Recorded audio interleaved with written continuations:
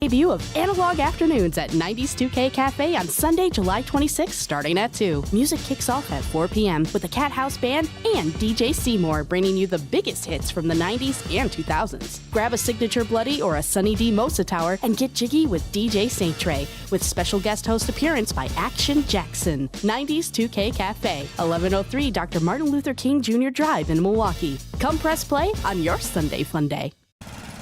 Babes, what are you doing? What? I'm just mowing the lawn. No, it's blazing hot and dry out here. Don't you remember? Smokey Bear says. Avoid using power equipment when it's windy or dry. Where'd you learn this? Oh, it's on SmokeyBear.com with many other wildfire prevention tips. Right. Thanks, honey bear. 'Cause remember, only you can prevent wildfires. Brought to you by the USDA Forest Service, your state forester, and the Ad Council. When a warrior faces adversity, he fights through it. He finds a way. Freedom isn't free. Rolling strong. Belief. Believe you can, and you will. Wheelchairs for Warriors provides mobility solutions to veterans and first responders injured in the line of duty. Join the mission and visit wheelchairsforwarriors.org. Here's the deal. We gotta set ourselves up. See, retirement is the long game. We gotta make moves and make them early.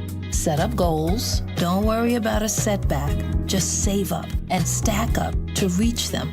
Let's put ourselves in the right position. Pre-game to greater things.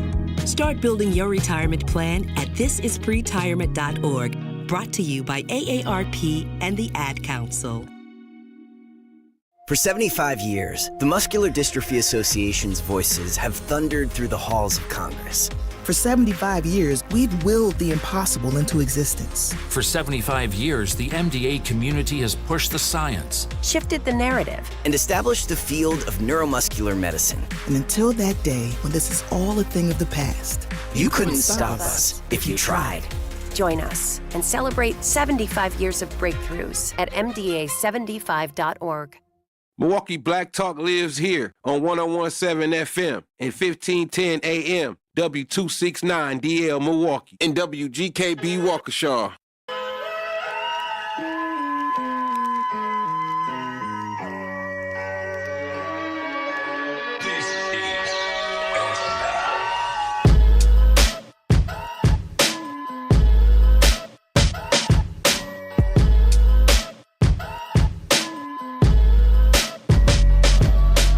Yes, I'm your host, Manan Sabir, the Grapevine. Welcome back. This is we in some times, man. We are in some times. We in some times. I don't even know how to start this show. This is crazy. I'm usually all right, but I'm not all right. Today I'm not all right. Yesterday I was not all right. I'm glad you tuned in to the Grapevine. I'm your host, Manan Sabir, again, and you're with me on the Truth 101.7 radio, the award-winning Truth. A man is on the ground. A man is on the ground, tased, down, not moving the way a threat moves. A police officer stands over him and fires 3 times. 3 times. 3 times. It happened 2 days ago, basically. 60 minutes up the road in Madison, Wisconsin. It happened yesterday. Yesterday. Even worse. And before I say one more word, I need to ask something that's been sitting on my chest since I saw that video.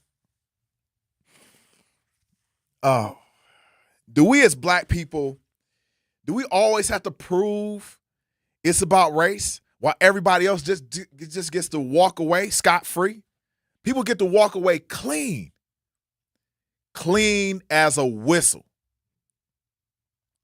Today, I'm walking this whole show like a tightrope on purpose. because that's exactly what it feels like to be us in this country. Balance or fall, comply or die. I've been stopped by the police multiple times, more times than I can count. More times than I can count. And every single time, some part of my mind is doing math on whether or not I'm going to make it home. Like today, we need to sit in that feeling together. Like out loud, if you're next to your kids, if you are listening, you're riding down the street, you're doing whatever you're doing, we're going to sit with that. We're going to sit with the fact that we can't get a break.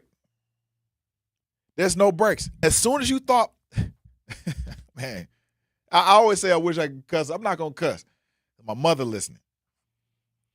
But as soon as you feel like you can catch a break, we on cruise control from, some of this racial bigotry.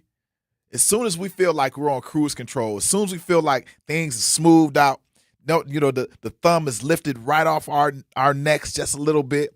The foot is off our back. The knee is off our neck. As soon as we feel like it's coming just a little bit off our necks, boom. Right then and there. It happens again. It happens again and again and again, over and over and over. And now it's always, we know, it's not isolated. It's not isolated, man. This is exactly what the system, what the politics, what the technology is doing to us. It's making us think that this is normal. This is not normal. I got a friend in Saudi Arabia. Right now. I got friends in different parts of the world right now. I got a friend who was stopped by a foreign cop. He was stopped by a foreign cop. The cop got out the car because my boy was speeding. He was going 110. Cop pulled him over and was like, man, before we start talking, let's pray. The cop prayed. They prayed together.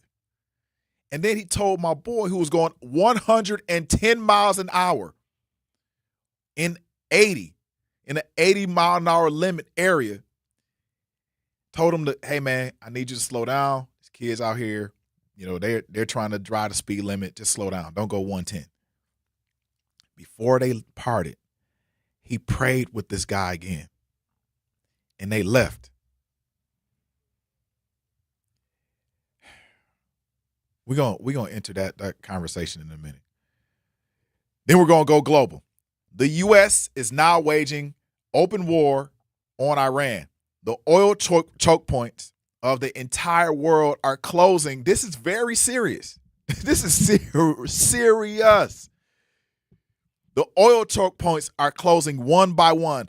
All of them are now closed. All of them.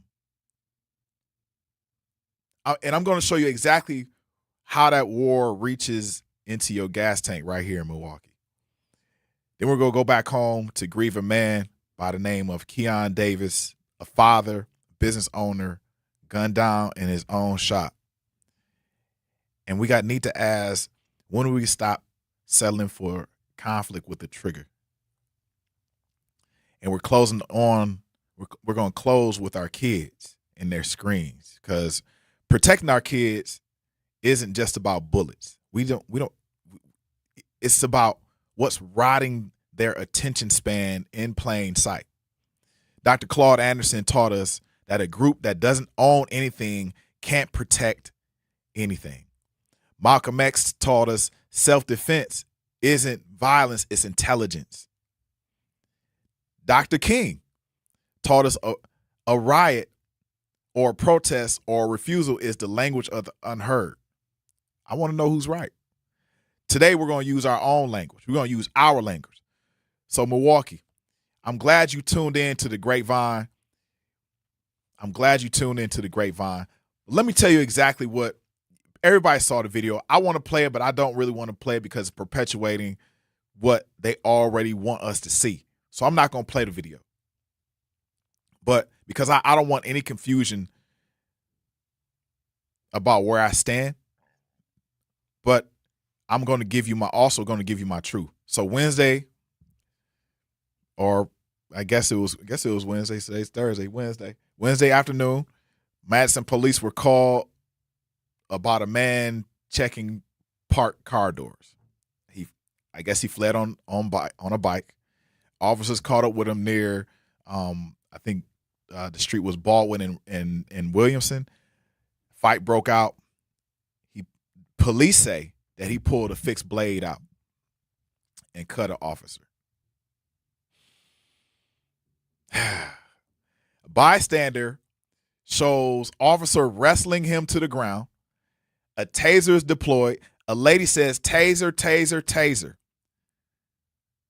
Just as one officer is grabbing him, she then is saying, "Taser, taser, taser." She pops the taser. The gentleman goes down. The man goes down to the ground. And then as they are about to engage, another officer pulls his gun out and shoots him 3 times. So then it's in front of all of these witnesses. And all of these witnesses corroborate the same exact thing. Fires feet above this man's head and shoots him 3 times. So I want to be straight with Milwaukee. As of this show, officials have not released this man's race. And I'm not going to sit here and tell you that he was black, but, he looked black to me. But I can tell you this. Down and tased and still shot is a pattern this country knows intimately.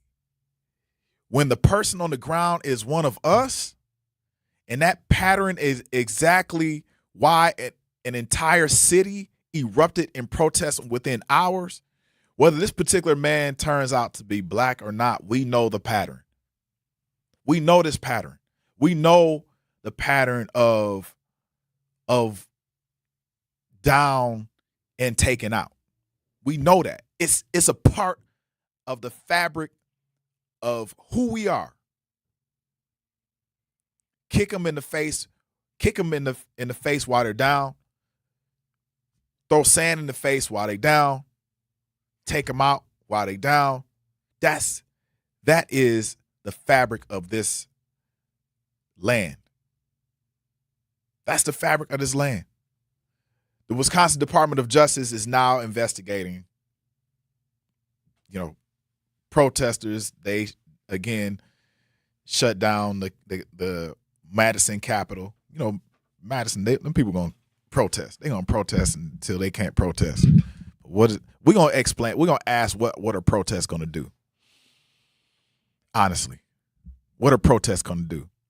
Because on one side of the coin, Dr. Clyde Anderson says, if you don't own it, it ain't yours. If you don't own it, it's not yours. So, Governor Evers himself posted publicly demanding transparency. But Milwaukee, when you saw 3 shots fired into a man already on the ground, tased, subdued, wrestled, all that, what did your body do before your mind even caught up? I want y'all to call in and tell me the truth of that reaction.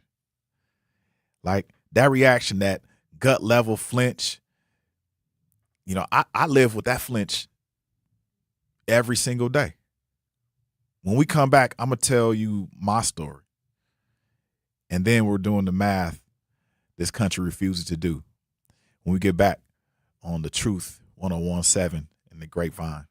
Your host. Looking for fun, adventure, and family-friendly activities this summer? Discover Milwaukee's Urban Ecology Center with locations in Riverside Park, Washington Park, and Menominee Valley. Explore hiking trails, family programs, outdoor adventures, community events, and opportunities to connect with nature right in your neighborhood. Whether you're looking for a weekend adventure or a summer-long experience, Urban Ecology Center has something for everyone. Learn more and register today at urbanecologycenter.org. Nature is closer than you think. You can't buy a best friend.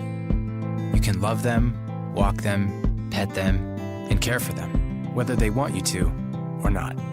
You can take a picture or 50. You can fly to the moon, travel the world, or just stay in bed. You can't buy a best friend like that, but you can adopt one. There are millions of pets waiting for a best friend just like you. Help us save them all at bestfriends.org. Talking about guns with others might not always feel comfortable, but it could save a life. Here's a way to start a conversation. Your family is going over to your neighbor's home for dinner for the first time. How would you ask if there are any unlocked guns in the home? Hey, we're so excited for tonight. Before we come over, though, may I ask if there are any unlocked guns in your home? Our guns are stored securely, locked in a safe that the kids can't access. Awesome. Learn how to have the conversation at agreetoagree.org. Brought to you by the Ad Council. Wherever there's a need in our communities, there's a United Way, improving lives so everyone can thrive. Where more people can gain access to health care and nutritious food for their tables. Where more community members can benefit from financial education and get connected to local resources for housing support. And where children are given more chances to reach their full potential. Community is where we find our strength and where we share our hope. United is the way. Visit unitedway.org. Are people around me safe when I vape? Science does not support that belief. Exhaled vape emissions linger in the air, affecting indoor air quality and bystanders in the same space through secondhand exposure. Vaping emissions can also accumulate on clothes, hair, dust, and furniture, leading to exposure risks to bystanders of all ages. And vaping around a pregnant person can lead to serious health impacts on fetal and childhood development. Enough with the puff. Learn more at ul.org/vaping. My mom has decided to learn to paint, and she's good. My dad's now into creative cuisine, and I've already put on 6 pounds. Learning new things comes with age. My mom, she started forgetting my name and what we're talking about. Forgetting well-known things doesn't. Memory loss may be a sign of Alzheimer's disease. Early detection gives you and your loved one time to plan for the future. Learn the warning signs of Alzheimer's at 10signs.org. Brought to you by the Alzheimer's Association and the Ad Council. Okay, black on black, my thoughts so black on black, my skin is so black, I'm rocking that black on black is black. Rims on this black wheels in this black wheel, put this black bitch on so black on black on black on black on black. Yep, black on black, black on black. Yep, I'm your host, Manan Sabir, on the Grapevine. We're on the Grapevine, y'all. I'm your host, Manan Sabir. And yeah, it's kind of solemn right now. Yeah, you heard it in my voice. It ain't cool. You're on the award-winning Truth Radio 101.7 FM. And, you know, right now I'm feeling the heat. I think everybody else should be feeling the heat too. Straight up. Everybody else should be feeling this heat. Because honestly, when we have a young man, old man, any man, woman, child being shot without any man, it's just sad. It's really sad. It's sad, man. Like I'm at a loss for words because we're constantly under duress. Constantly. We can't even thrive right now. We can't, it's no thriving. This is not about thriving. When someone of your cultural group is being accosted and then shot like an animal in broad daylight in front of people in a college town. This is more than protest. Honestly, I know 4 people that called me today and they said they're sick and tired of protesting. They can't do it anymore. I know a cop called me today. He's like, there's no more protesting. He's a cop and he watched this. Oh, man, my mother is listening. He watched this video over and over again. And I promise you that he said from out of his mouth, he said that was murder. He said that was murder. He said the only thing he would like to see is the cop's body cam for the conversation after he shot this young man or this man. But even if he had a pocket knife, a switchblade, like, come on, man. Even if he had that, this cop said you even have phases against a threat like that. Y'all clear out. Let me use the taser. Y'all clear out. Let me use the baton. Come on. Y'all gotta be kidding me. Kevin, what's up, man? It's you, man. It's your. I appreciate the call. When I felt when you said explain what happened, I screamed, man. I screamed. I'm scared, traumatized. I'm wondering what day that's gonna happen to me. Where's the president?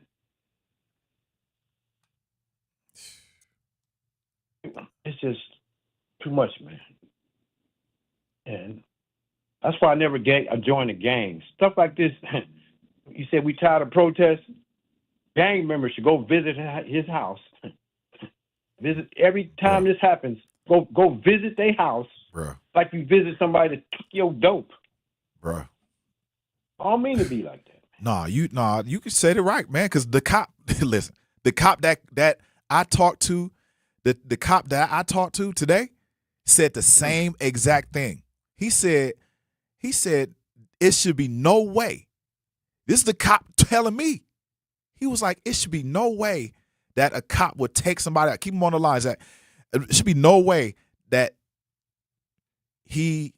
this cop should not be, no one should be not in front of his cop. They should be in front of this cop's house, like not letting him sleep. This is the cop saying, this is my friend who is a cop who's been in mad situations. He said he's been in hundreds of situations. Mm-hmm. Hundreds in the South where they carry guns. And he said hundreds of situations, and guess what? He ain't had to shoot nobody. Matter of fact, he boxed it up with somebody. He boxed it with somebody. Boxed. He was like, all right, come on, man, put the whatever done. He took his belt off, and they boxed. Exactly. Come on, bro. I don't think they're supposed to be doing that. They not supposed to be doing that, but guess what? You don't have to kill a man. This ain't how I can just kill a man. This ain't they not running on some theme song. Go ahead, not Kevin. To cut you off. I'm no, lit. you good. No, you good. You saying a lot of things. Is this some type of movement? Man, I think it's an I said the same initiation. thing. I said the same I thing. think I think the ones who running around here with their face covered up at all these when they marching and stuff, those supremacists, I think a lot of them are the police officers, and to get a body that's Kevin's is wife. the way of their initiation. Yeah. Because they killing too many black men, too many getting hung in trees, and women. They're making it normal. So I think that's them the ones that's doing it, and it's their part of their initiation. Hey, listen. I was telling my cop friend, I was riding through West Virginia, coming back from Virginia.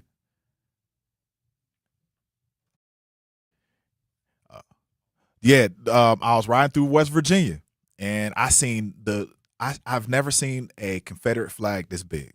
I mean, it was at least 2 stories high, and it was in a tree. This me and my 6-year-old daughter. We looked at that flag. She didn't know what that flag meant. I had to try to tell her, but she couldn't cognitively just get it. But I knew when I saw that flag, I was like, I'm out of here. I'm going. I went 100 through West Virginia. Black Conscious, what's up? Peace, brother, because I'm blacker than black, because I'm black, y'all. So listen here. This is the truth, and we're going to tell the truth. With the last caller, you can stop thinking. They are intertwined in the law enforcement. They are intertwined in the judicial system. The people that don't have our best interests are intertwined in the armed services. Mm-hmm. Yes, that was a black man, because they would have had a little bit more compassion, especially after screaming, taser, taser, taser. And even after you have this person down, that other person went against all training and all rules to pull his handgun. Mm. So what we know, they ain't releasing nothing because they're not going to bring up charges on this person. It's going to be called justifiable. That's why they listed the weapons, those crappy weapons that he's accused of having, because we don't know. Mm. And they're going to run with that. Also, to answer your questions about King and X, they all are true in their perspectives. Yep. They always speaking their truth from their perspective. Yep. And it's beyond sad. It's pathetic. But I agree. We should not protest, because then we're going to have those individuals who go and tear up stuff in the name of opportunists. Yo, our protests have been co-opted. I said that.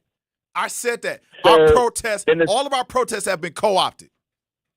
And there's also going to be intertwined for individuals that's not coming here with the true intent of protesting about the injustice, but to take upon opportunities to tear up stuff in our communities where they know it won't be rebuilt or replaced. That's right. So these things we know. What we going to do different? I wish I had the answer for it, but what we going to do different? We're going to go back to Africa. We out. No, hold on. Yeah, until you see that price tag of going back to Africa, then we're going to go back to Capitol Court. So when that comes along and when that do, but to something the caller just said, we're not going to live in fear.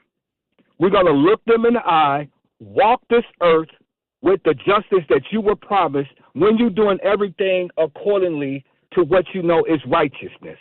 Mm. Yeah, if you out here foul and you doing stuff, okay, but sending some gangbangers to a cop house is only going to mean more black folks dead, because that's going to be a justifiable reason. I felt for me and my family life. I don't have a family. Well, I fear for my dog life, and they would shoot up the place and be justifiable. Yeah, they will. Live righteous, Milwaukee. Yes, sir. Mr. Wright, what's up? What's happening, family? How you doing, man? Man, doing good. Man, hey, I just wanted to put my little 2 cents in, man. You know, things are crazy, and I don't understand. But here's what I do know. I know these cops, man.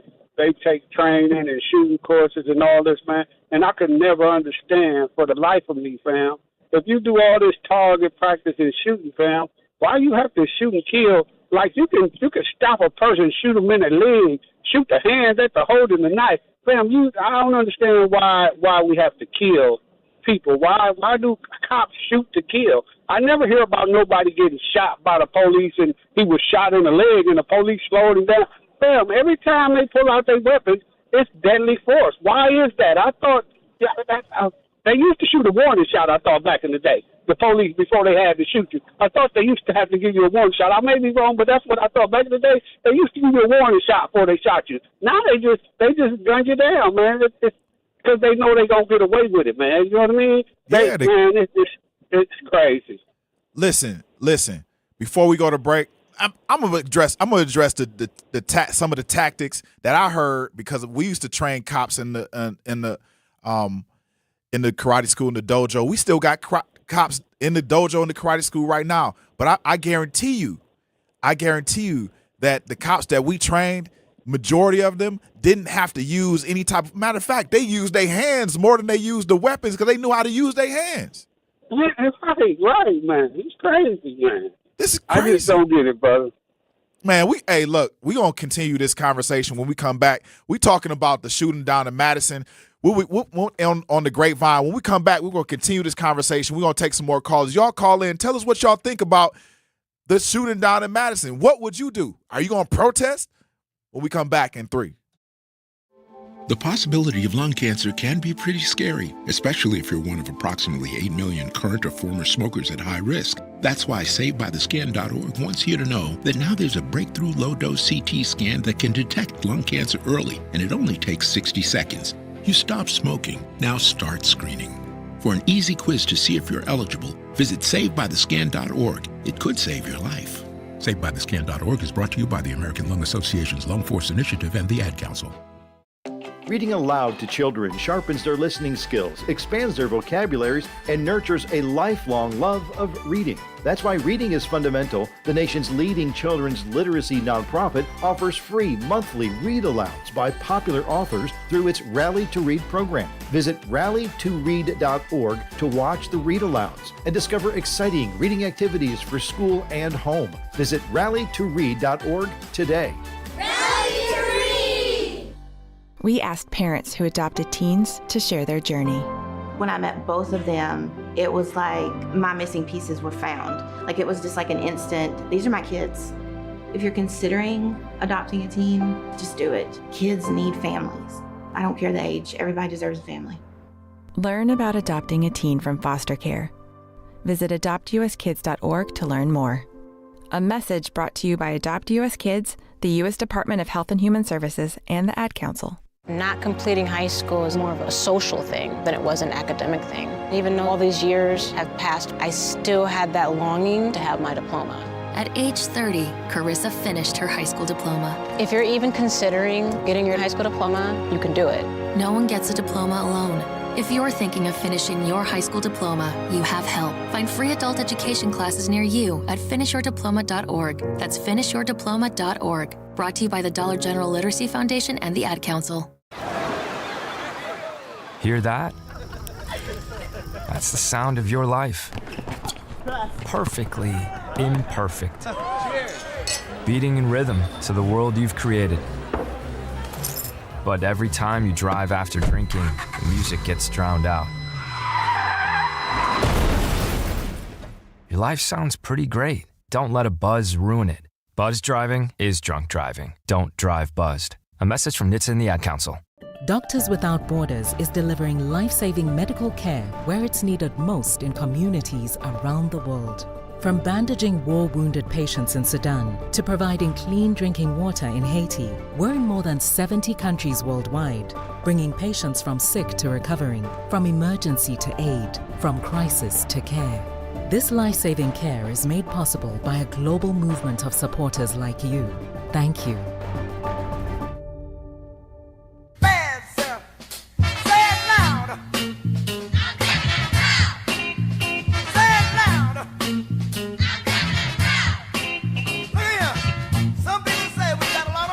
Yes, we're back on the Grapevine. We're picking some more grapes from Manon Sabir. We're gonna take another caller.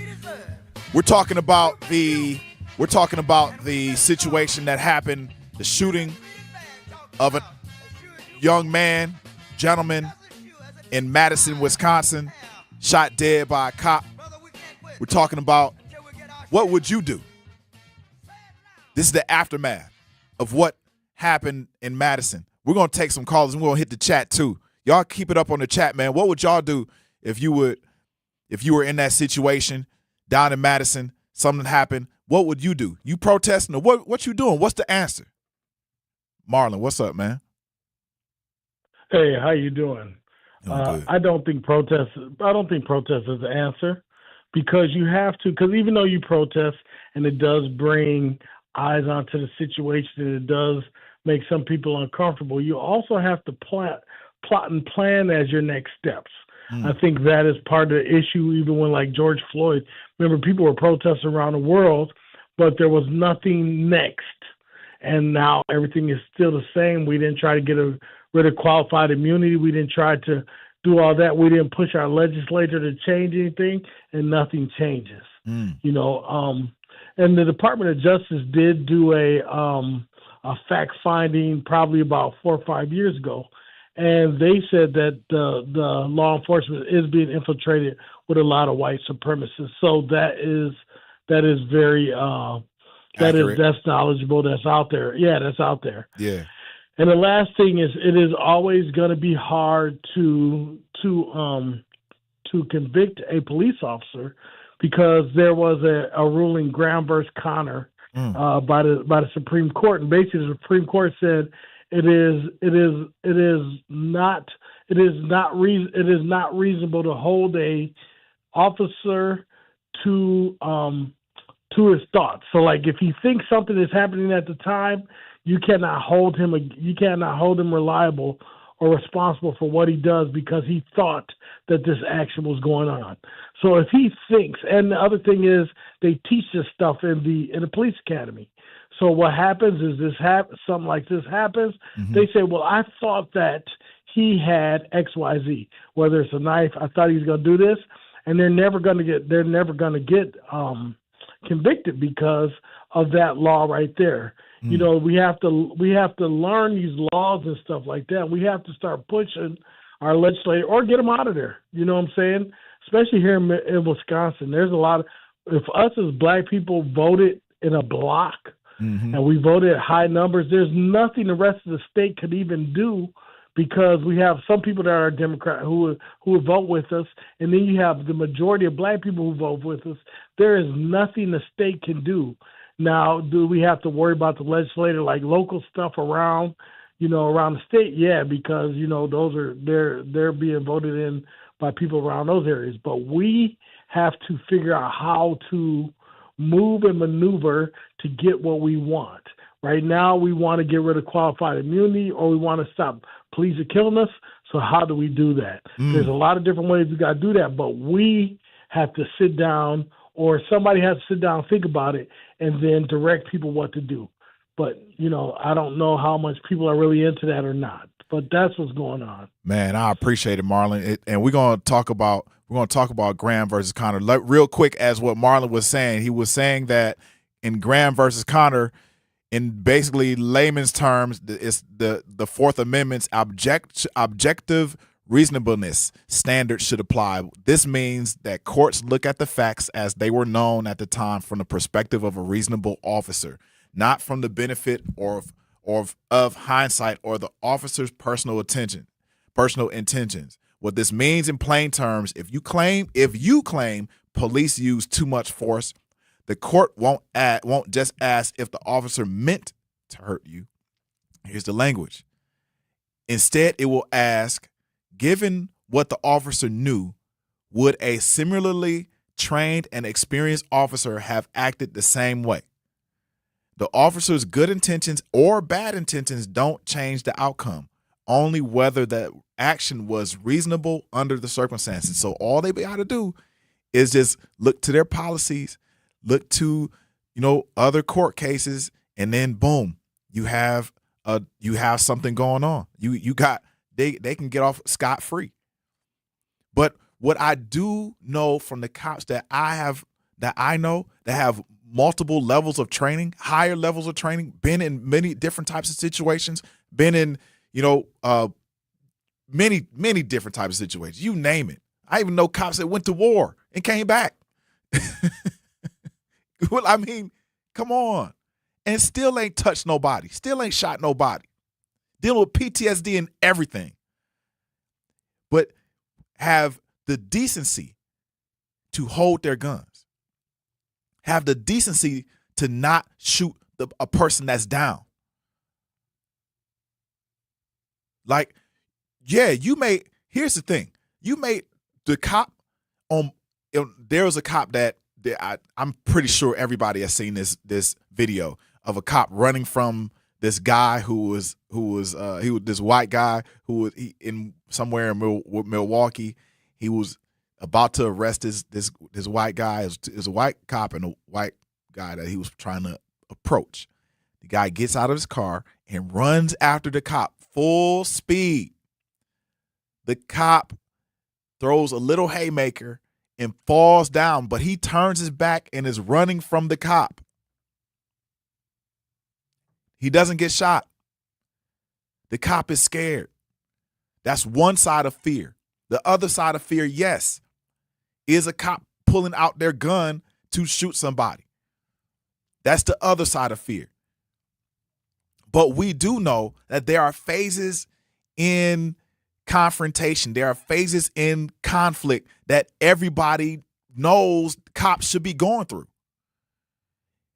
Think about it. If a cop has a conflict or a confrontation with a person and they pull out a knife, where that knife is pointing will determine what the cop does. If that person puts a knife to their throat, now the cop can say, hey man, look, don't put the knife to your throat. You're going to take yourself out. And then goes through their procedural methods in order to make sure that the person doesn't take themselves out. Taser, boom. Baton, boom. Talk to the person. Help them diffuse the situation. Get their kids on the line. Hey, man, listen, I got your son on here. You know, he's 2 years old. Talk to him. Dad, please don't, whatever. Don't take yourself out. If the person has a weapon directed towards you, there are methods in order to make sure, especially if it's a knife and you're 20 feet away. That doesn't mean you take the person out. Yes, it is a weapon, but then you also have procedural methods in order to make sure that the person doesn't attack anybody at all with the knife. There are ways. And I know this because I've been around cops. We've trained cops. We've had these conversations. I know cops that can take a knife out of somebody's hand immediately with a baton or without a baton. Straight up. It has happened. Man. What are we going to do? What are we going to do? When are we going to stand up? Some people say, man, it's always, no, yes, y'all made it listen, they made it about race. They, meaning the Euro establishment, made it about race. It wasn't about race with before 1444. It wasn't about race. Nah, they made it about race. They made it before 1452. They made it about race. Just before and now, any time after that, made it about race. They made it. Pope Nicholas, Catholic Pope. Yes, Pope Nicholas. Made it about race. So is it about race? They made it about race. And we are the ones. We're the ones suffering the indifference. We're the ones that suffering at the hands of the people that actually made it about race. And then they want to cry wolf. It's crazy. It's crazy. It's crazy. It ain't always just about living in the present and focusing on the future. That past be talking to us too. Straight up. That past talks to us too. A lot. Man, it seems like we're on a tightrope. It seems like we're on a tightrope. And I was trying to explain this in my opening. It seems like we're on a tightrope and it's getting skinnier and skinnier and skinnier. Every day. Every day, it seems like it's getting skinny. We have to start explaining to our kids that it ain't always peaches and cream. Man, we got a song about that, peaches and cream. It ain't always about peaches and cream. Hey, y'all, when we come back, we're going to continue on this discussion. We're going to talk about the tightrope. We're going to talk about how we can miscalculate these these traumas. And we're going to take some more callers when we come back on the Grapevine. Mommy, can I sit in the front seat just this one time? Please, please, please. No, not yet. But why? Because I love you, and you're just not ready yet. Now, get in the back so I can get you in your car seat, please. Putting your kids in the right seat for their age and size is an act of love. Check that your kids are in the right seat at NHTSA.gov/the right seat. Love protects. A message from NHTSA and the Ad Council. In sitcoms, when someone has a problem, they just blurt it out and move on. Well, I lost my job and my parakeet is missing. How was your day? But the real world is different. Managing life's challenges can be overwhelming. So, what do? We get support. The Huntsman Mental Health Institute and the Ad Council have mental health resources available for you at loveyourmindtoday.org. That's loveyourmindtoday.org. See how much further you can go when you take care of your mental health. For 250 years, our armed forces have bravely served America. Wounded Warrior Project honors that legacy by supporting post-9/11 service members and veterans like Anthony, a Marine who was injured by a roadside bomb in Afghanistan.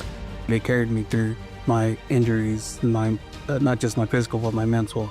And seeing other vets doing the same thing helped me tell myself, hey, you can do this. Join us in honoring warriors at woundedwarriorproject.org/America. In the United States, a vehicle is stolen every 31 seconds, about as long as this message. Luckily, you can take a few easy steps to protect your car in the same amount of time. Remove your valuables, roll up your windows, don't leave your car running unattended, lock your doors, and take your keys or fob. If you have information about a crime, call the police. If you suspect insurance fraud, also call 800-TEL-NICB. A public service message from the National Insurance Crime Bureau. I always had to be so good, no one could ignore me. Carve my path with data and drive. But some people only see who I am on paper. The paper ceiling, the limitations from degree screens to stereotypes that are holding back over 70 million stars. Workers skilled through alternative routes, rather than a bachelor's degree. It's time for skills to speak for themselves. Find resources for breaking through barriers at tearthepaperceiling.org. Brought to you by Opportunity at Work and the Ad Council. I'm Chris Jakimick. I served in the United States Air Force and I deployed 3 times. So in 2017, I was serving as an Air Force First Sergeant. Our motto in that role is my job is people, everyone is my business. But unfortunately in that year, I would lose my own brother, Lance Corporal Adam Jakimick, to suicide. The majority of veteran suicides are from guns. I store my weapons securely, not only for myself, but for my family. Store all your guns securely. Help stop suicide. My service never stops. Brought to you by End Family Fire and the Ad Council.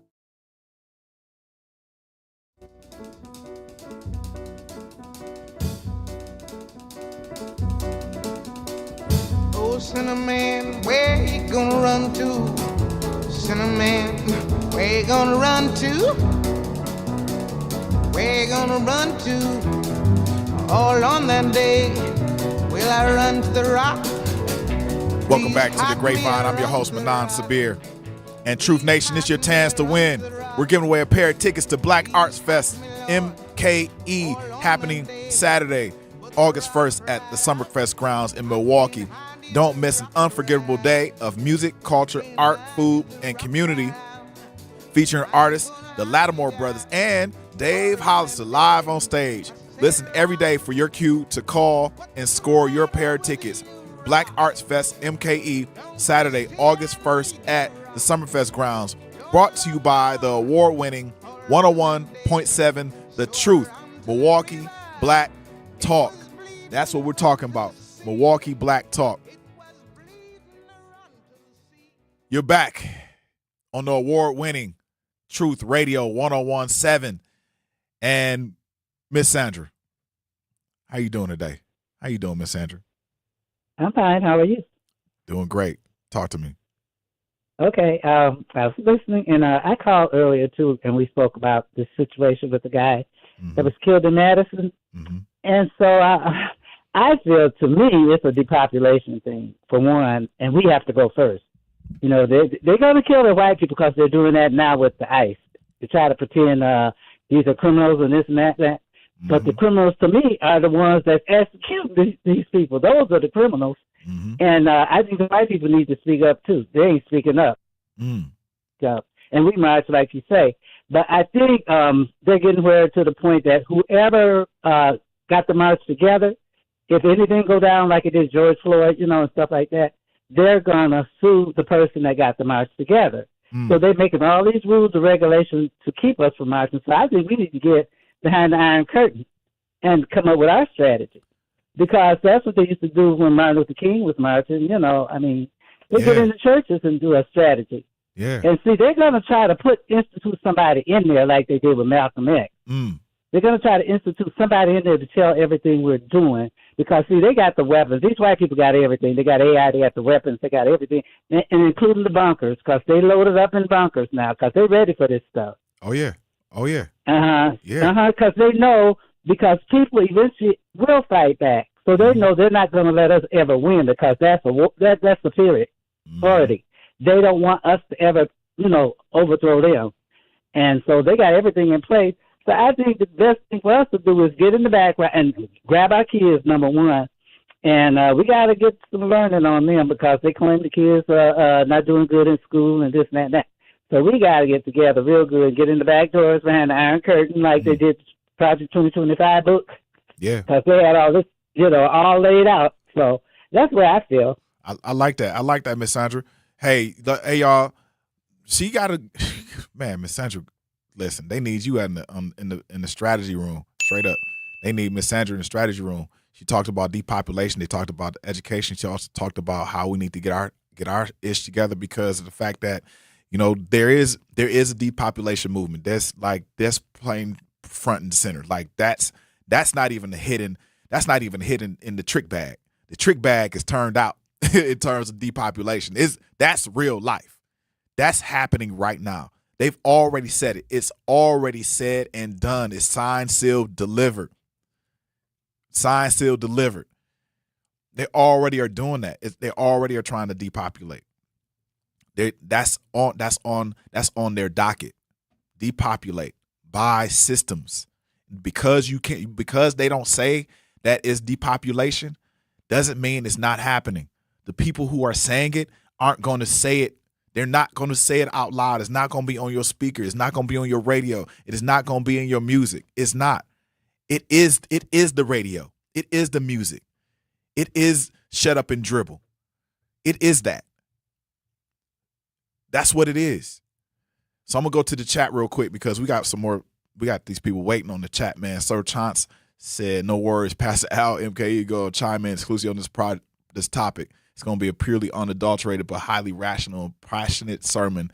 Just stay tuned. Guru 4139. None of the cops had body cams. How in 2026? How? Yeah, exactly. Reg, about guy down in New Orleans, they didn't have no body cams. No body cams, bro. None. This is wild. Sir Chan said, the name of opportunity. Yep, the facts. Unfortunately speaking. Jasmine West said, hey, y'all, good talk, y'all. That's on. LaRon said, that's all on TV, man. Jazz West said, hey, LaRon, what up, Truth Nathan? Hey, Jazz. I honestly don't know enough what happened to have an honest opinion or go protest. You don't need to protest. You don't need to know all. But listen to everybody. There were multiple camera angles, even including after the shooting happened. There were multiple camera angles from people who were bystanders in Madison. Because it's Madison. You got a lot of do-gooding individuals down there. And listen, I promise you, you look at all the camera angles, you'll see that it was a murder. Baybar said, what about the shooting on Appleton in Congress? We're going to talk about, I think that's Keon. Baybar, hit me up on that. Let us know. Baybar cop shot somebody on Appleton in Congress. Jazz West said, no, not protesting. That'll give them an extra reason to try to harm us. LaRon Taylor said, my problem is we know that cops aren't supposed to shoot unarmed black people. That brings a lot of energy. Bring that same energy when a mother and daughter get killed in your neighborhood. There are a lot of things we need to talk about. We can definitely talk about this. I've definitely personally have said if we are protesting about this, if we're bringing that same energy, and you're right, you're completely right. We're bringing the same energy to someone who got killed by a cop. The only reason why we're saying that is, one, is publicized, and it's two, by somebody outside of our group. What usually black people we say is that if it's inside of our group, we can handle it ourselves. That's what we're kind of saying. That's the illusion. That's the assumption that we're saying to people. Like, man, if it's inside of our group, we got it. But if it's outside and y'all trying to take us out, that's our problem. But that's something that we need to talk to you about. Not just talk to you about. We need to do something about it against you. So, yes, we need the same energy. We need the same energy if we are talking about the problems inside of our community, and we need the same energy if we're talking about the problems outside of our community. We need both energies to be on high alert and high level. Man, it's funny because it was this podcaster guy, and he said, man, he called out the game, and the rapper, the game. And what he was saying was, we have all these people who act tough. They got the switches, they wear the bulletproof vest and all of this. They gang membered up to the socks. And then when stuff like this happens, they're quiet. And I'm not calling out the game. I'm just really giving an example of we have tough talkers. We got tough talkers. We got tough talkers and no backer-uppers. That's it. We got a lot of talkers, but they can't back it up. And that's really foul. That's foul. There's no answers. There's no reason for this man to be shot. There's no reason if he was tased. And there is no reason for us to sit back and watch this continually happen. We got people who are going to go out this weekend and spend $200, $300, $400, $500 on whatever the boo-boo, and then not say anything about this. They'll scroll right up to their next thing. We've been desensitized. But y'all don't realize that it literally is the technology to desensitize you from reality, to demagnetize you from being attached to scenarios and situations like this. That is their cause. That's what they're caused to do. That is the system. To make you feel like this is not a part of you. And it is.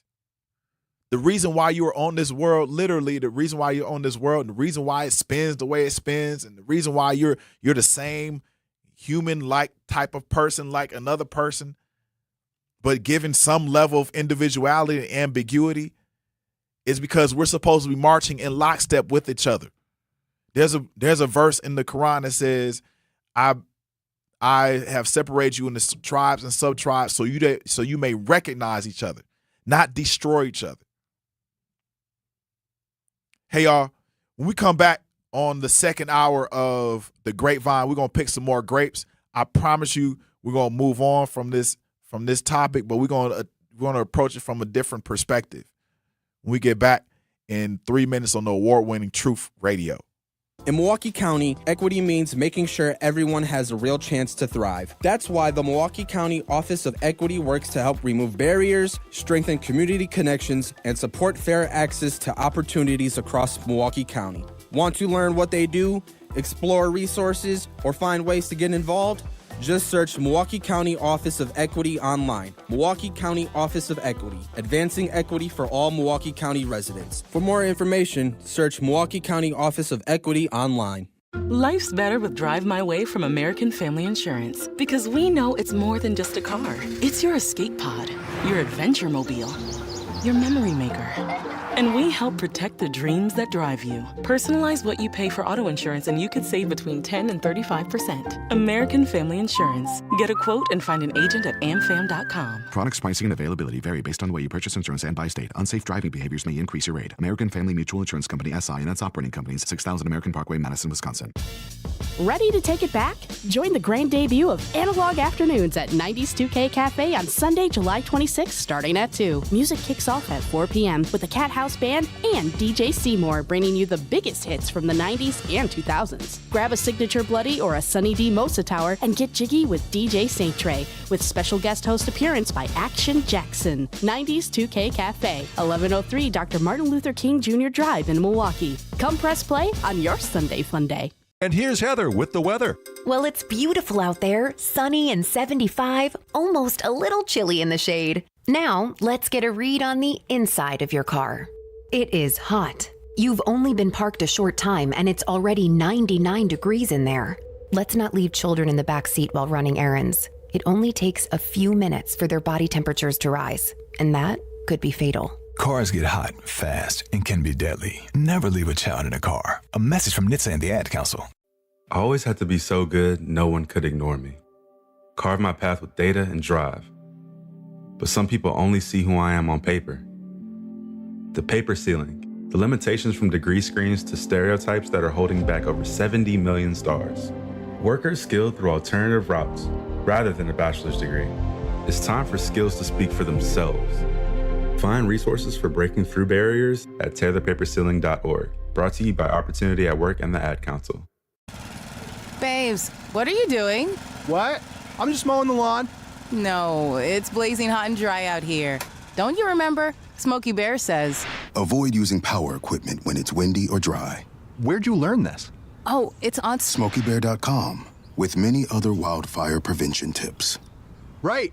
Thanks, honey bear. 'Cause remember, only you can prevent wildfires. Brought to you by the USDA Forest Service, your state forester, and the Ad Council.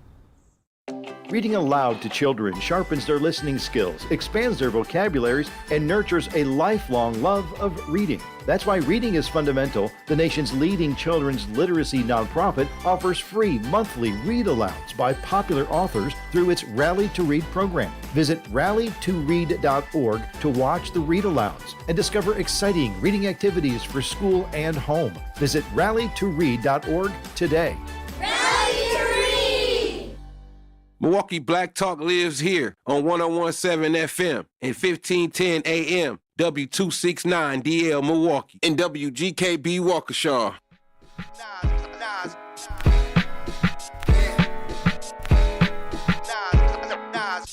We go in. My pants poster said, we going ultra. Welcome back. We going ultra black to the Grapevine. We picking some more grapes. I'm your host, Manan Sabir, on the award-winning 101.7 The Truth Radio. We're talking about the young person, the person that was killed down in Madison, Wisconsin, yesterday at the hands of Madison police. I'm calling it a murder because that's what it was. You know, I wouldn't call it that. You know, I'm not the type of person to just jump out there, but from multiple camera angles, from talking to other law enforcement individuals, if they called it a murder, if it looks like a duck, if it quacks like a duck, then it's murder in the duck. It's a murder. I was just reading Martin Luther King's last speech not too long ago, and I pulled the lyrics up, so I'm going the speech up. And whether or not you like King or not, you know, he was all about economic empowerment and cutting the water off before it hits the faucet.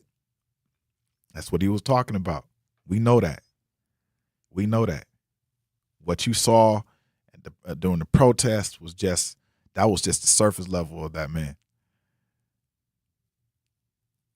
He said on his vision, on his call for justice, he said the masses of people are rising up, wherever they are assembled today. whether they are in Johannesburg, South Africa, Nairobi, Kenya, Accra, Ghana, New York City, Atlanta, Georgia, Jackson, Mississippi, or Memphis, Tennessee, or Madison, Wisconsin, Milwaukee, Wisconsin. The cry is always the same. We want to be free. And the reason that I'm happy to live in this period is that we've been forced to point where we are going to have to grapple with the problems that men have been trying to grapple with through history.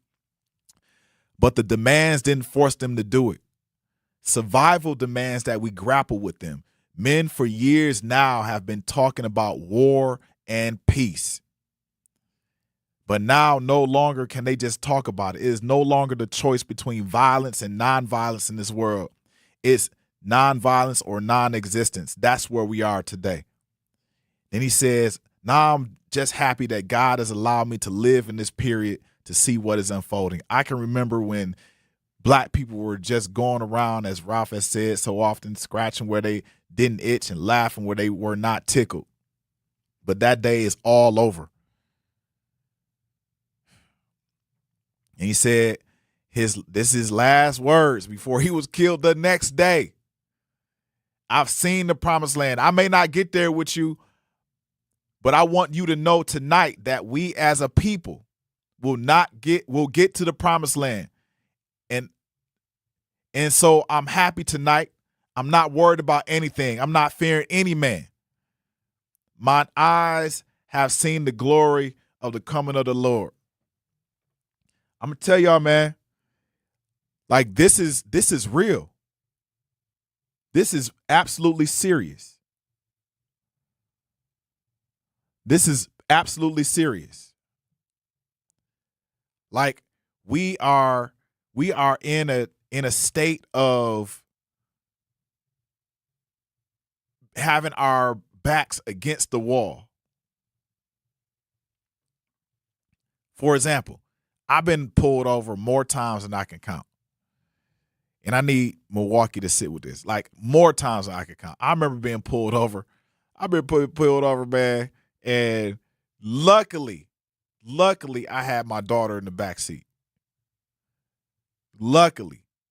Because I knew the cop was on some mess. I knew it. When he walked up, he had his hand on the gun. And luckily, he didn't see my daughter until I rolled down the window and she woke up and started crying. And that's when his whole demeanor changed. We've all had a lot of us has had these confrontations or conflicts or conversations. So for me, every single time those lights come on behind me, some part of my brain just starts running a calculation. Hands where people can see him. Voice got to be real calm. Your voice got to be calm. Don't reach for anything too fast. Don't make any sudden move. Somewhere underneath all that real question, am I going to make it home tonight? Am I going to make it home tonight? I don't think that's like paranoia or me just going, ham in my mind. There's no, I think it's trained. That's trained, inherited awareness, passed down like a survival manual that none of us asked to receive. Dr. Claude Anderson said it straight up plainly for decades. He said, Black people are constantly asked to perform perfect compliance, perfect calm, perfect non-threat as the price of simply being left alive, while other groups are extended the presumption of innocence automatically. There's no performative performance required at all. There's no performance. They're already considered non-aggressive. So there needs to be no contact. Other groups are left alone. And let's do the actual math. Because I just don't want you to just like feel this. I want to prove it. tracked national data on police shootings consistently shows Black Americans are killed by police at roughly 2 to 3 times the rate of white Americans. Relatively speaking, to our share of the population. And that's not a feeling, that's a number. And it's tracked across years, across mad databases, across administrations of every party you can think of, liberal, conservative, red, blue, green, Democrat, Republican, all of it. Order between, like, past order people, all of that. All of that.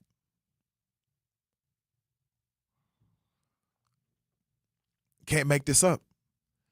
And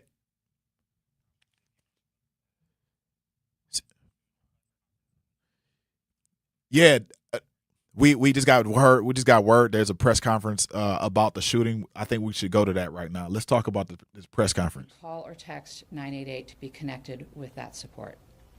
You could also text HOME, that's HOME, or HOLA, HOALA, to 741-741.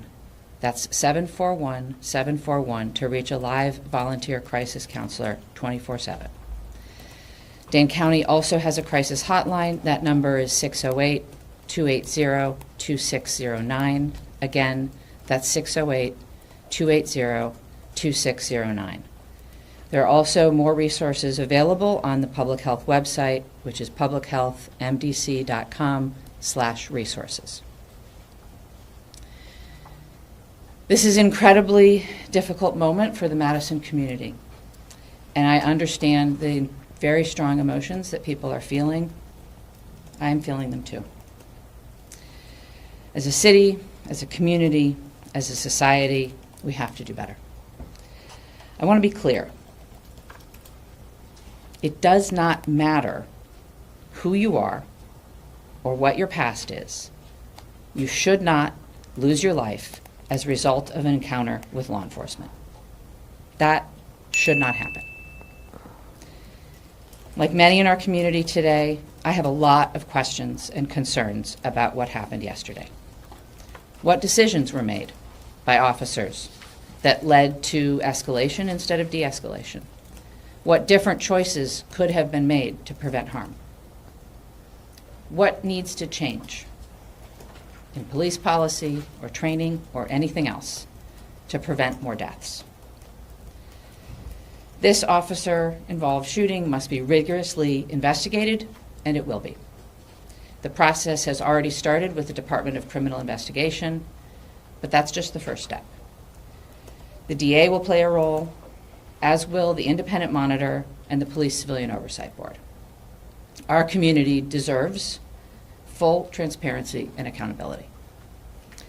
It's really understandable that people want answers right now. I want them too. But the honest truth is that good investigations take time. We have to let the investigation play out, but believe me, anything that we can do on the city side to hasten that, we will. And beyond the formal investigation, I think there are questions that have to be answered. In the days and weeks ahead, the Common Council and myself, as representatives of the community, will do our best to get and share information and to create spaces to have the conversations that need to be had. I'm going to let Council President Madison share more details about community listening sessions, but I also want to mention that there is a vigil tonight that's planned that I encourage people to attend if they feel so motivated. I also want to emphasize that the safety of the community is paramount right now. People have every right to peacefully protest, and I urge people to do that safely and to take care of themselves in the process. The city is working to help facilitate this. I'll close with this. Dr. Anthony of the Urban League said earlier today in their statement that public safety must truly include everyone. I quote that statement: "A just community must protect residents from violence and also protect them from unnecessary harm by the very systems entrusted with their safety. Public safety cannot be measured only by enforcement.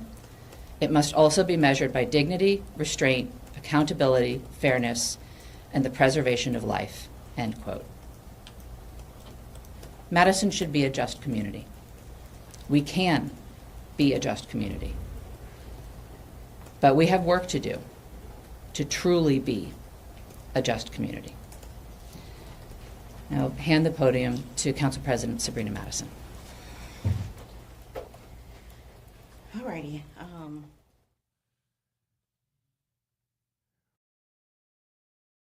Oh yeah. So we just went to WISN. Thank you. We went to WISN. We are looking at the breaking news press conference in relationship to the young man that was killed in Madison. You want to hear what that lady's saying? Yeah. Randall can be Tyrell. I can go on and on and on and on. But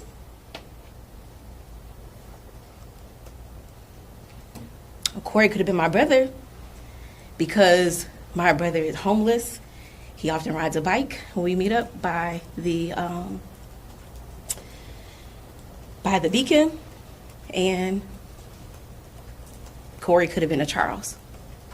But speaking of Corey specifically, Corey has a family who loves him. I believe Corey has a child. Corey is a human being. Corey came from a mother who gave birth to him. Most of us likely came into the world through a traditional birth, likely. And so you imagine when you take this child home, you have all of these hopes for your kid.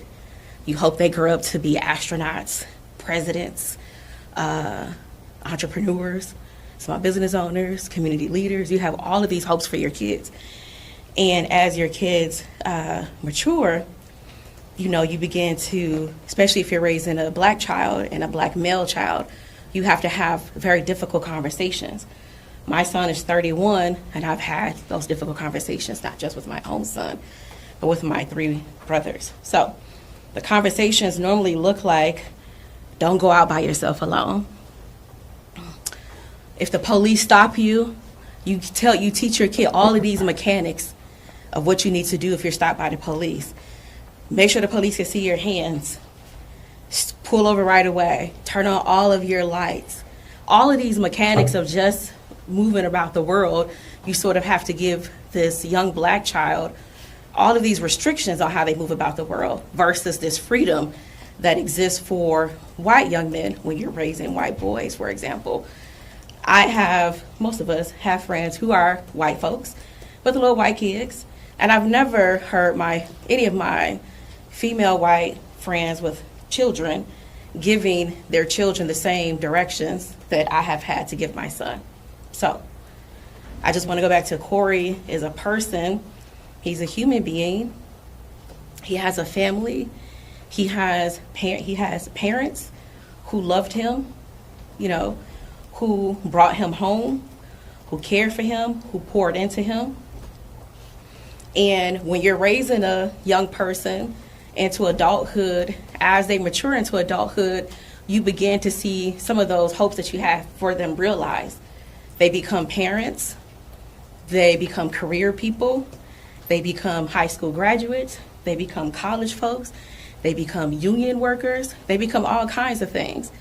And so for me, first getting the call from, when you're council leadership, you get all the phone calls about emergencies. So, I get the phone call, and your first inclination is to get online and see what is happening. And, I get online to see what is happening, and I see a video of who I will learn later is Corey. And I don't see what's happening altogether. There's some cars in the way, but I can hear the sounds. I can hear the words, taser, and I could just hear the shots. And it's the shots that don't escape you. And then I finally see videos with a bit more detail. And I'm telling you, I'm like, my first thought is, when the officer is walking away, why isn't he walking away in cuffs? That's my first thought. Because I'm looking at a Corey who can be a Charles, who can be a Clyde, who can be my son, and I'm angry. There's like no way around it. And while we know that there will be investigations and all of that, the thing for me is that his death is final. And for us who have lost loved ones and have grieved loved ones, or for some of us who may be taking a longer path to the passing of a loved one, it is a very difficult thing to experience. So my thoughts are with his family that nurtured him and poured into him, because they no longer have him, because his death is final. There's no coming back from death. So that's where my thoughts have been. I, of course, want an investigation that's comprehensive, that's complete, that's not bullshitting. You know, you want all of those things.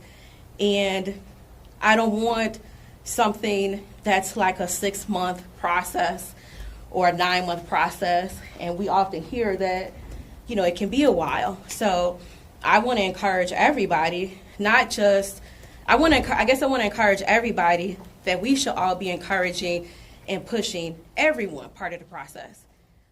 Hey, y'all, we're going to go to break. We're just tuning in to the press conference in Madison, Wisconsin about the deadly police shooting of a gentleman that was killed by the cops. You're on the Grapevine on the Whirlwind Truth Radio. We'll be back in a minute. Hungry for something fresh and delicious? Get your favorites from Cousin Subs delivered straight to your door. From our freshly baked bread and hand-sliced meats and cheeses to our famous sides, crispy golden fries, Wisconsin cheese curds, or creamy mac and cheese. Every meal made to order and ready to enjoy. Ordering is quick and easy online or through the Cousins app, whether it's a solo lunch, family dinner, or a spread for the whole crew. Let us bring it straight to you, fast and fresh. Cousin Subs. We believe in better. When a warrior faces adversity, he fights through it. He finds a way. Freedom isn't free. Rolling strong. Belief. Believe you can, and you will. Wheelchairs for Warriors provides mobility solutions to veterans and first responders injured in the line of duty. Join the mission and visit wheelchairsforwarriors.org. Here's the deal. We gotta set ourselves up. See, retirement is the long game. We gotta make moves and make them early. Set up goals. Don't worry about a setback. Just save up and stack up to reach them. Let's put ourselves in the right position. Pre-game to greater things. Start building your retirement plan at thisispretirement.org. Brought to you by AARP and the Ad Council. For 75 years, the Muscular Dystrophy Association's voices have thundered through the halls of Congress. For 75 years, we've willed the impossible into existence. For 75 years, the MDA community has pushed the science, shifted the narrative, and established the field of neuromuscular medicine. And until that day, when this is all a thing of the past, you couldn't stop us if you tried. Join us and celebrate 75 years of breakthroughs at MDA75.org.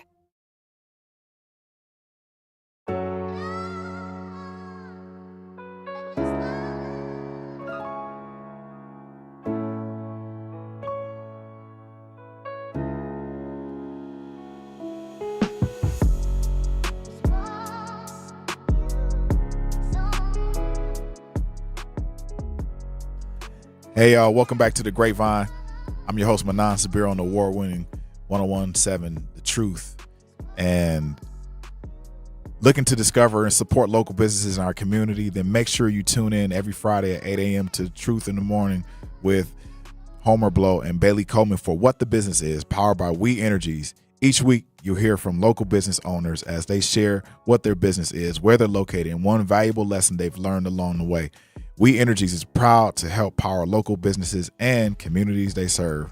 Don't miss What the Business Is every Friday at 8 a.m. only on Truth in the Morning with Homer Blow and Bailey Coleman, powered by We Energies, delivering the energy that powers local business. And today we are discussing the gentleman that was killed by Madison, Wisconsin cop in Madison, Wisconsin.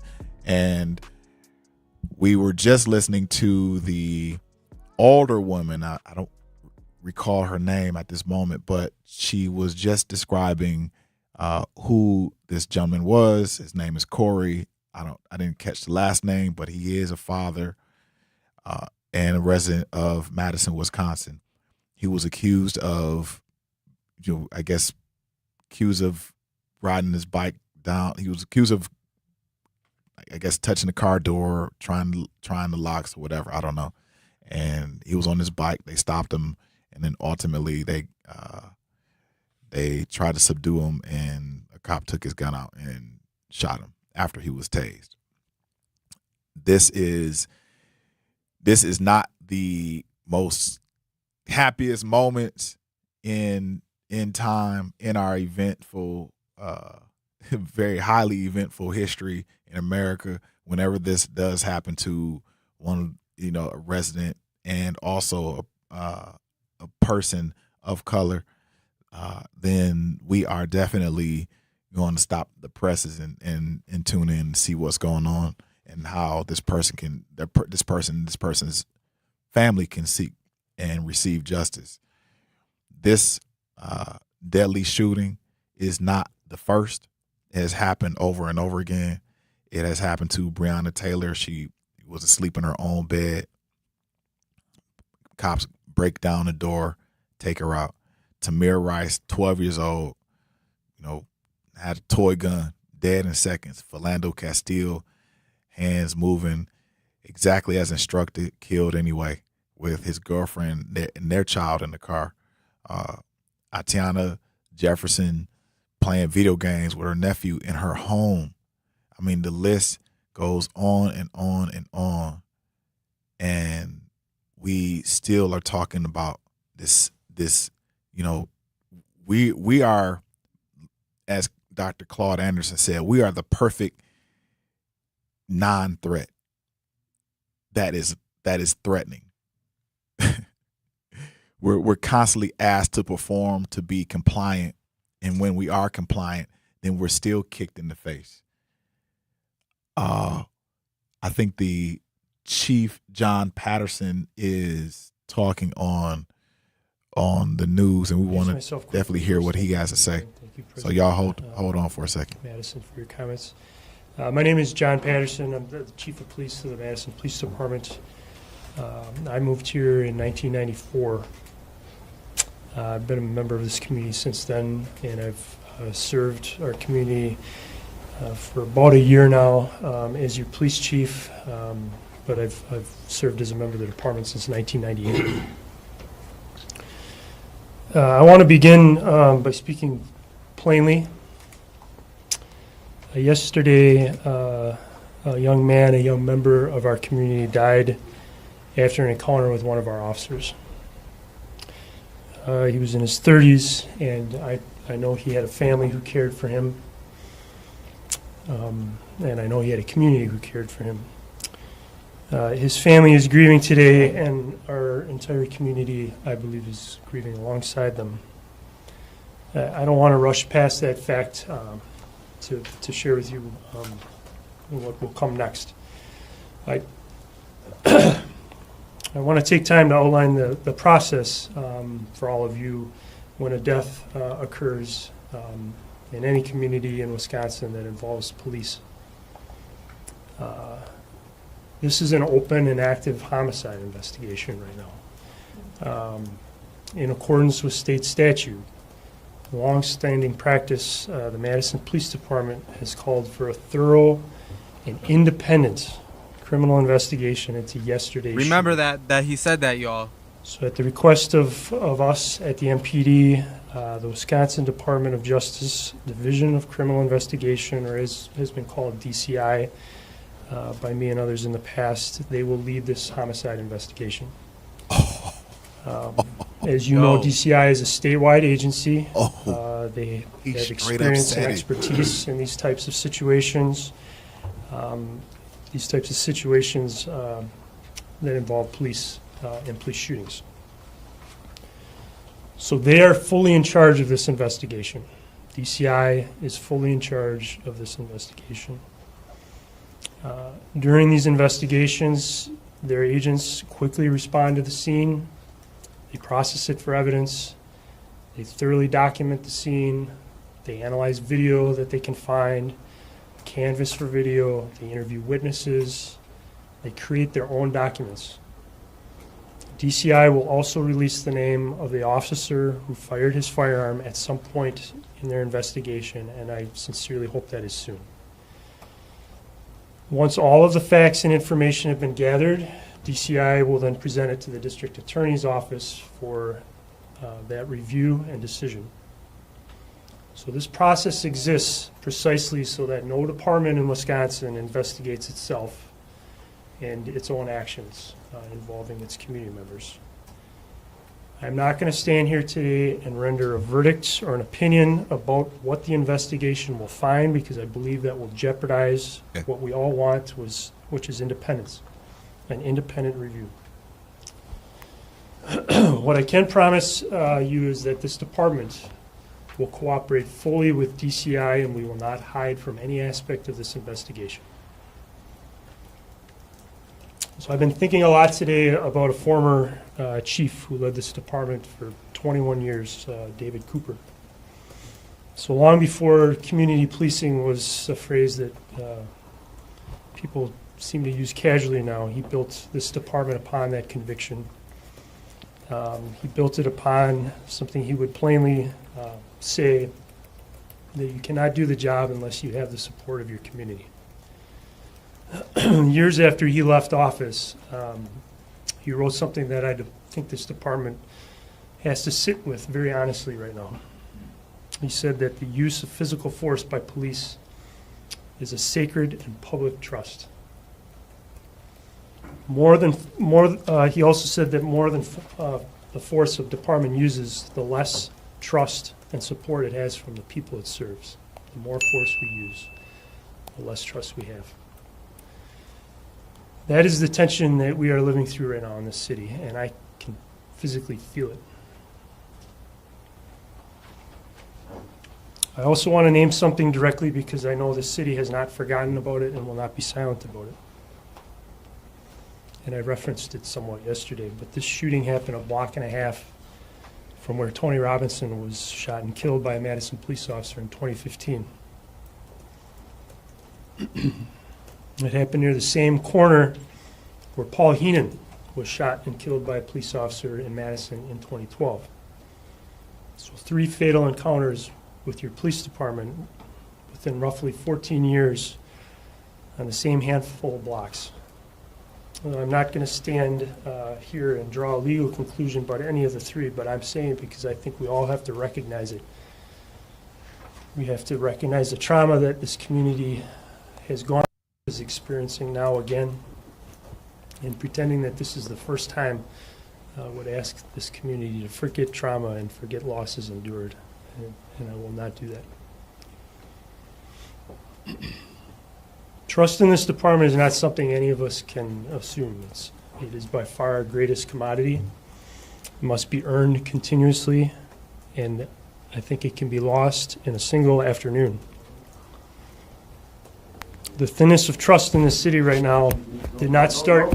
No, we can shut this down. You can stop talking because we don't want to hear anything you've been saying. You're going to say the same thing you all say every time a black body gets shot down in this city. This is a corrupt city. That's right. Have no fear. The anti-Zionist is here. You understand me? You won't be able to talk today because I'm going to keep talking because I was born to talk my talk and walk my walk too. I told these young people back here on our way here that we have the power. Not that badge, not that weapon. We have the power. The city of Madison is corrupt. From the DA to the what's the name of this? The Department of Independent Monitoring. We don't want any of that talk. You've given us this speech with "you'll deliver justice." Oh, we've seen the cameras. We've seen it was a knife in this young man's hand. We don't want to hear that today. We didn't want to hear it when they put their neck on George Floyd's neck. Their foot on George Floyd's neck, and we don't want to hear it today. What do you have to say about that? Oh, you don't get to talk, I said. Right. Go ahead. Enough is enough. I'll step aside. That's right. Give me this microphone then. Excuse me. That's right. My name is Carlos Dixon. I represent APTAP. All power to all people. Zero power to Zionists. Zero power to capitalists. Zero power to colonialism.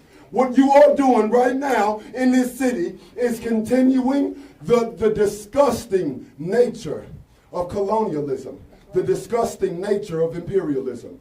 Look up the definition of imperialism. It's all within the policies, which means when these police officers come down on the street and they decide that they want to take the life of another brown body, there is no oversight for that. That's imperialism, ladies and gentlemen. This man signed up to be an enforcer of imperialism. Is there anybody else want to say anything?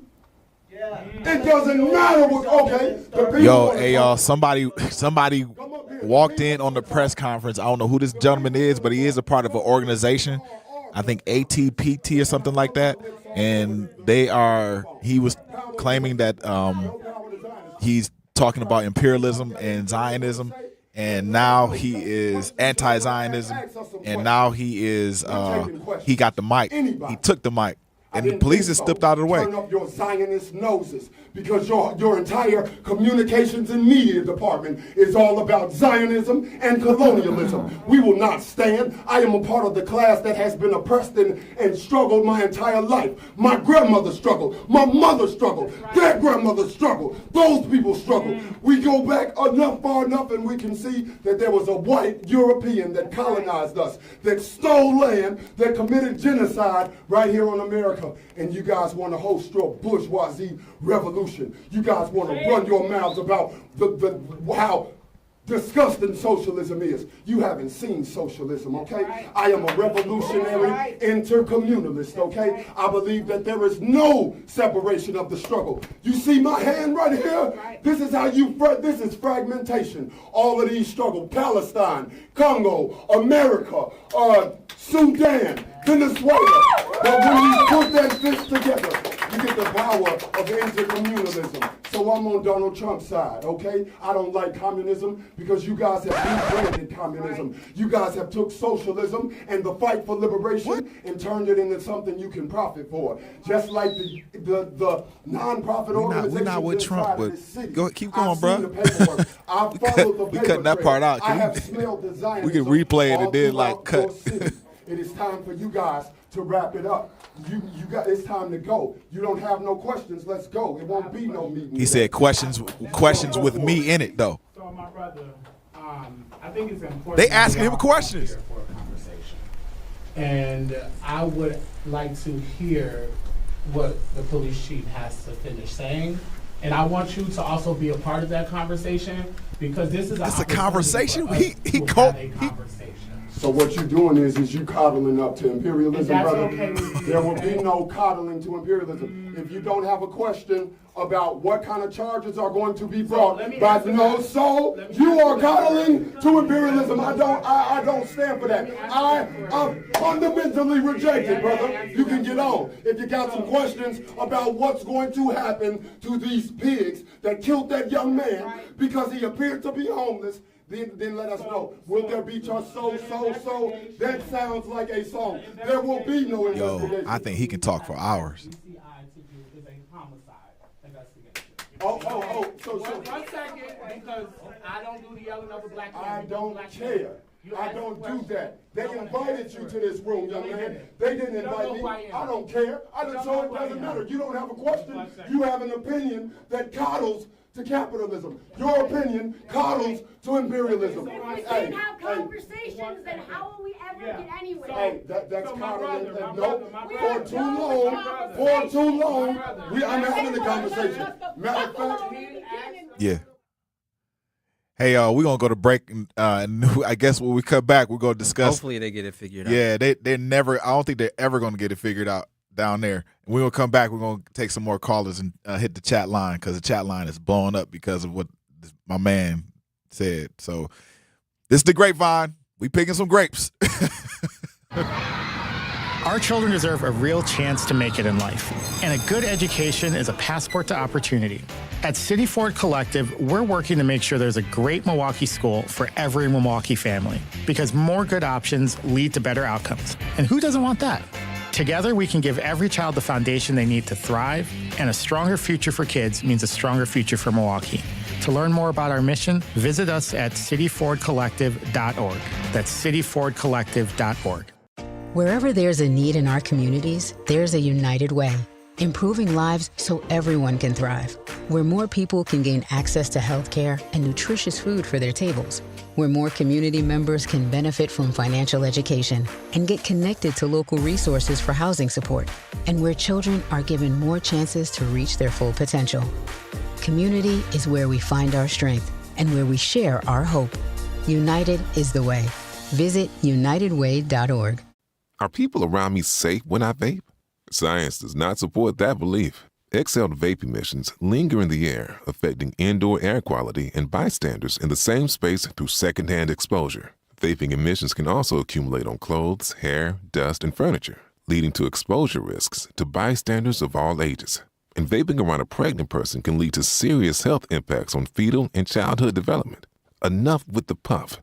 Learn more at ul.org/vaping. Reading aloud to children sharpens their listening skills, expands their vocabularies, and nurtures a lifelong love of reading. That's why Reading is Fundamental, the nation's leading children's literacy nonprofit, offers free monthly read-alouds by popular authors through its Rally to Read program. Visit rallytoread.org to watch the read-alouds and discover exciting reading activities for school and home. Visit rallytoread.org today. This is the Bloomberg Black Business Beat. Each year, Nielsen releases its Black Diverse Intelligence Report for a look at the latest trends for Black audiences. This year's report follows a pattern that shows that Black viewers continue to dominate traditional TV viewership and remain a big driver of success for content across platforms. The report also found that Black consumers are way more likely to do business with a company that they believe shares their values. Charlene Polite-Corley is VP of Inclusive Insights at Nielsen. If you think about the African American tradition in particular, there's a legacy of, voting with our dollar, really. And that's evolved, of course, over the years. It's gotten more complex in this modern economy. But there are some really interesting case studies that we highlight in the report of people standing on their values, standing by Black consumers, and that having a direct bottom line impact. Brands that didn't pull back on diversity over the last several years have likely been rewarded with long-term loyalty from Black consumers. I'm Bloomberg's Justin Milliner on the Black Business Beat.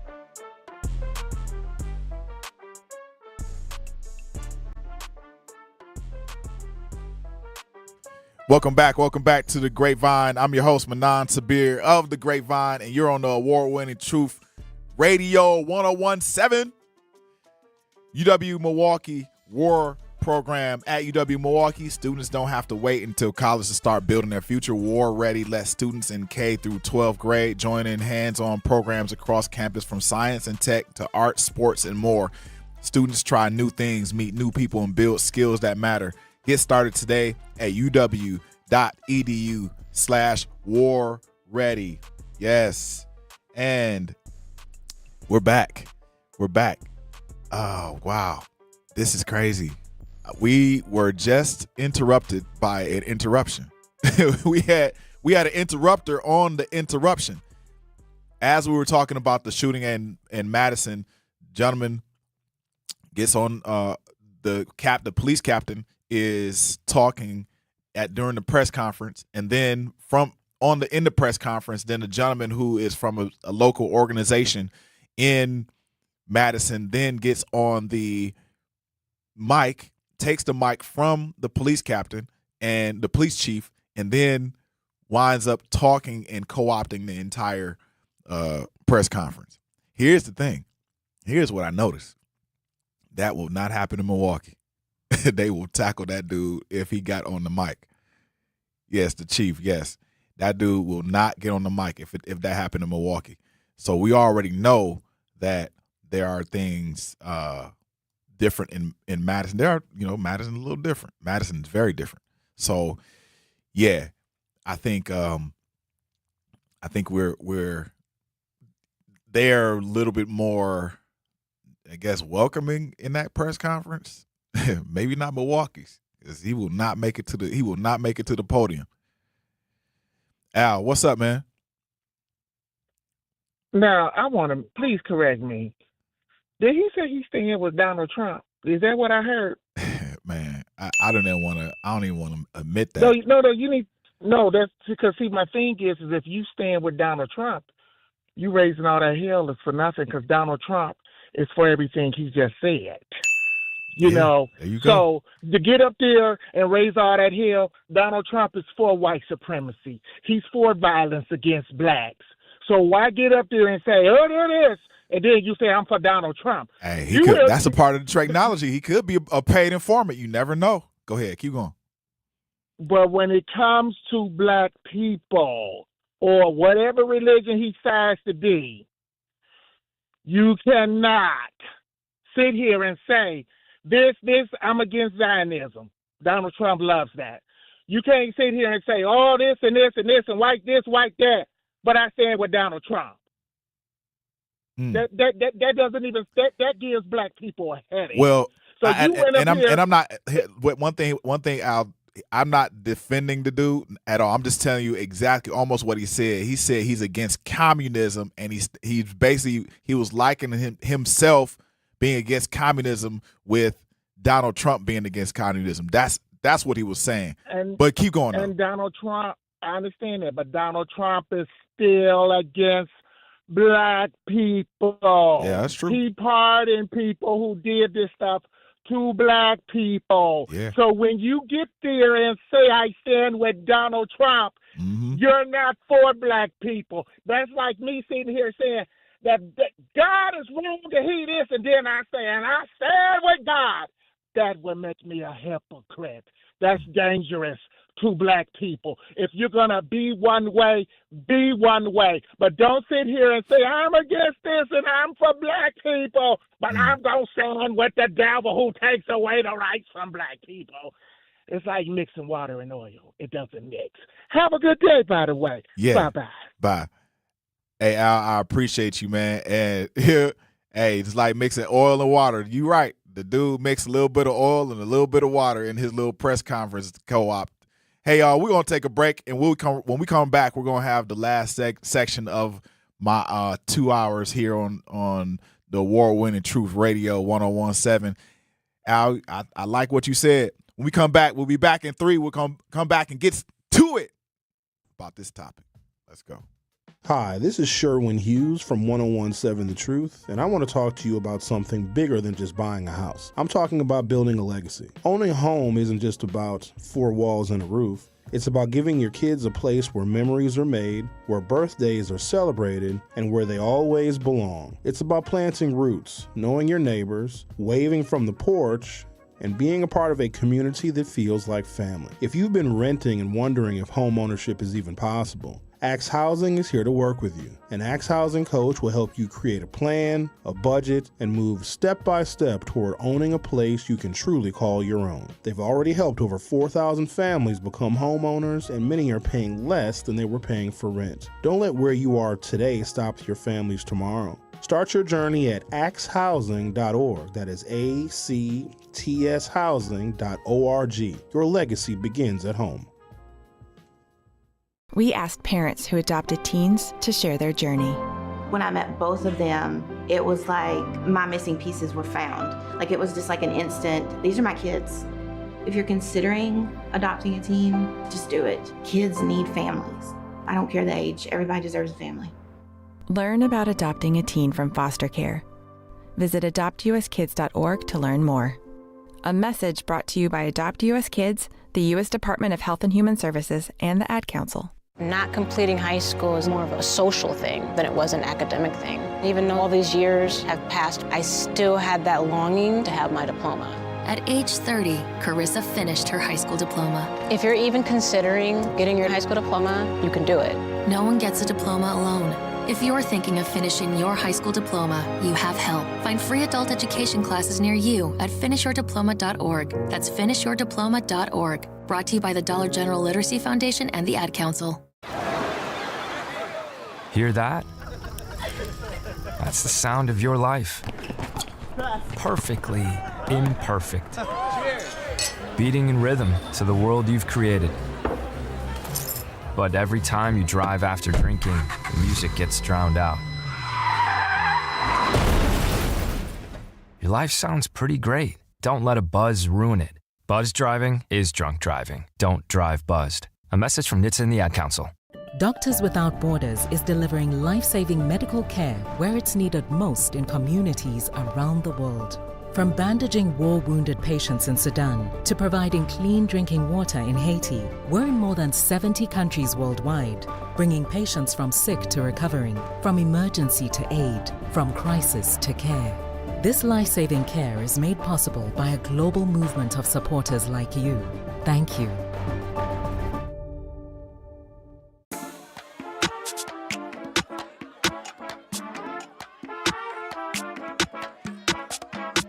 Welcome back to the Grapevine. I'm your host, Manan Sabir, on the award-winning Truth Radio 1017. And get ready. I want y'all to get ready. Straight up. 1017 Truth Family Fest is back. Join us Saturday, August 22nd from 11 a.m. to 2 p.m. at Riverside University High School for free back-to-school resources, live entertainment, family activities, and community fun. Vendors and sponsors can reserve a spot by visiting truthfamilyfest.com, or you can email Sierra.Brown@MilwaukeeBlackMedia. That's Sierra.Brown@MilwaukeeBlackMedia.com.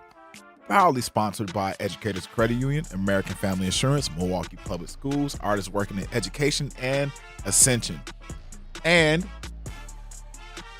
American Family Insurance is a proud sponsor of The Truth. For almost 100 years, they've been committed to helping families protect what matters most, your home, your vehicle, and the dreams you're building every single day. And if you're part of the Truth audience, you already know you work hard for yours. That's why having the right protection in place matters. American Family helps you stay ready for whatever life brings so you can focus on moving forward. Insure carefully, dream fearlessly with American Family Insurance. Get a quote or find an agent at amfam.com. Hey, y'all. We are discussing lots of stuff. I mean, there were so many topics going on today that we really couldn't get to everything. And I really, am not, I wanted to just jump around and hit topics, but I couldn't. So tomorrow, hopefully we can get to some of these topics, but I know that we're supposed to have a guest on. His name is John Fletcher. He is a domestic violence instructor, domestic violence defense instructor, and he has a lot of knowledge plus plenty of stories. So we're going to have him on. Hopefully he can demonstrate some of the things that need to be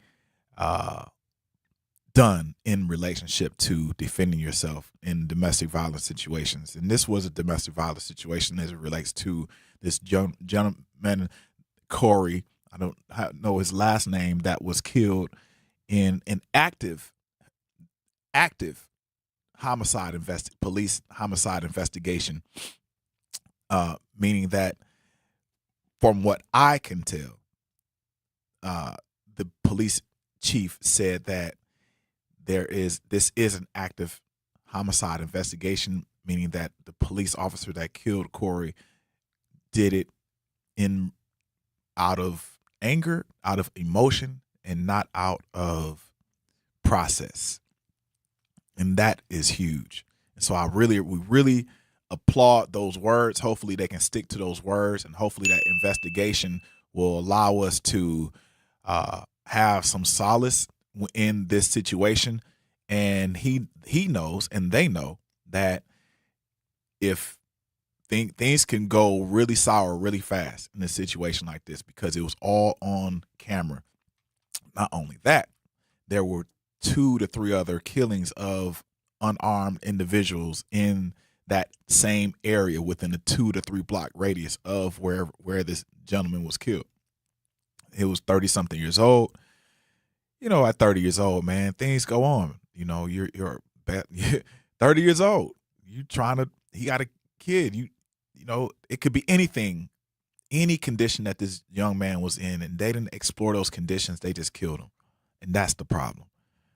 That is the problem. So we were just at the press conference. We're listening to the press conference, and it was a spokesperson from the city. I don't know, it might have been the mayor. And then it was an alderwoman who was familiar with the gentleman that was killed. And then the police chief came on. And as the police chief came on, then there was a protest or from a guy in that local organization. And he was a part of maybe an anti-Zionist organization that was trying to co-opt and impact the press conference. And hey, look, let me tell you, people, no matter what you say, no matter how you see it and view it, honestly, this gentleman, whoever he was that co-opted, there was some truth to what he said. But what I know, and not truth to what he said about Trump, boop, we should have blocked that out. But there was some truth to what he said. And, the police chief saying that it was an active and viable homicide investigation really gave us a jaw drop, because in most police shootings,